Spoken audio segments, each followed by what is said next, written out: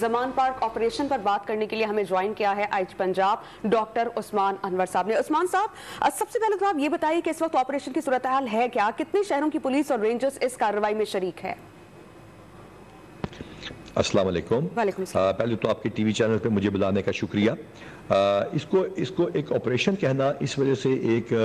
مس number ہوگا کہ یہ ایک وارنٹ کی ایگزیکیوشن ہے جس کے لیے ڈی آئی جی اسلام آباد کا تشریف لائے۔ انہوں نے قانون کے مطابق لاہور سے نفری لی، پنجاب پولیس نے قانون کے مطابق ان کی مدد کی کیونکہ یہ ناقابل ضمانت وارنٹ تھے۔ جب یہ ہم نے وارنٹ لے کر وہاں گئے تو وہاں پہ ان کے اوپر پتھراؤ کیا گیا، حالانکہ پہلے بتایا گیا کہ وہ آ رہے ہیں، ان سے بات چیت کی گئی، ان پہ پتھراؤ کیا، ان کو زخمی کیا، اور ابھی تک 54 پولیس والے وہ زخمی ہو چکے ہیں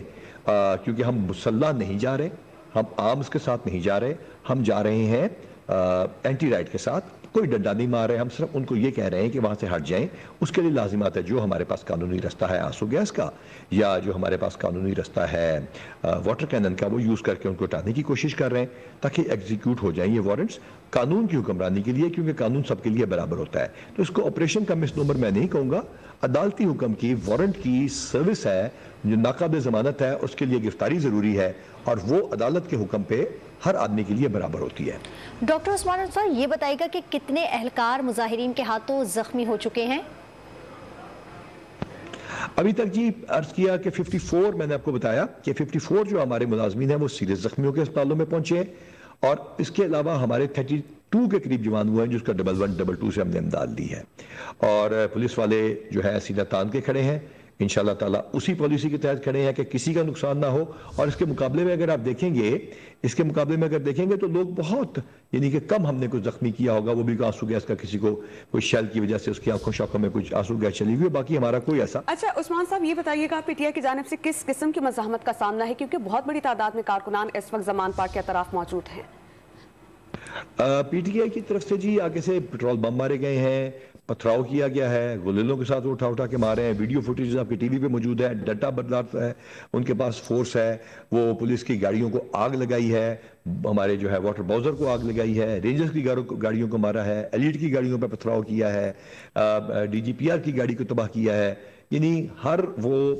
جگہ جہاں پہ کوئی سرکاری ریپرزنٹیشن تھی اس کے اوپر یہ زیادتی ہو رہی ہے، جس میں میری درخواست ہے کہ ایسا کام کوئی نہ کریں جس میں اب دیکھیے اس میں آٹومیٹکلی اینٹی ٹیررسٹ ایکٹ کا پرچہ ہوتا ہے، جس بچے کا یہ پرچہ ہوگا اس کا فیوچر تباہ ہوتا ہے، تو یہ ایسے کام نہیں کرنے چاہیے، اور والدین کو بھی چاہیے کہ وہ اپنے بچوں کو روکیں۔ عثمان انور صاحب، یہ بتائیے گا کہ اس وقت صوبے میں صورتحال کیا ہے امن و امان کی؟ الحمدللہ صوبہ کی صورتحال بالکل ٹھیک ہے، لاہور کی بھی باقی تمام ٹریفکس ٹھیک چل رہی ہیں، سوائے زمان پارک کے ارد گرد کے تمام سکولز کھلے ہوئے ہیں، all the activities going on normally۔ اکا دکا کہیں پہ اگر کوئی ریزسٹنس ہوتی ہے تو اس کو لوگوں کو سمجھا بجھا کے ہم اس کو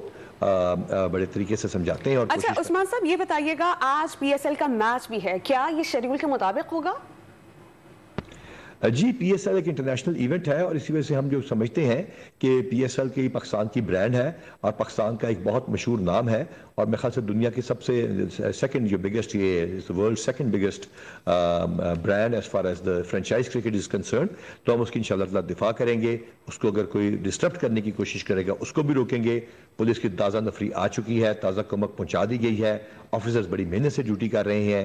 پتھر کھا رہے ہیں لیکن قانون نہیں توڑ رہے، کوئی ایسا کام نہیں کر رہا ہے جس کی وجہ سے لوگوں کے کولیٹرل ڈیمیج ہو، اور انشاءاللہ تعالیٰ ہماری بھرپور کوشش ہے کہ پی ایس ایل کا میچ شیڈیول کے مطابق ہی ہوگا۔ اس کے لیے ہمارے پاس ایڈیشنل نفری موجود ہے جو کہ ہم ڈیپیوٹ کریں گے۔ امن و امان کی صورتحال پر قابو پانے کے لیے کارکنان موجود ہیں۔ بہت شکریہ عثمان انور صاحب۔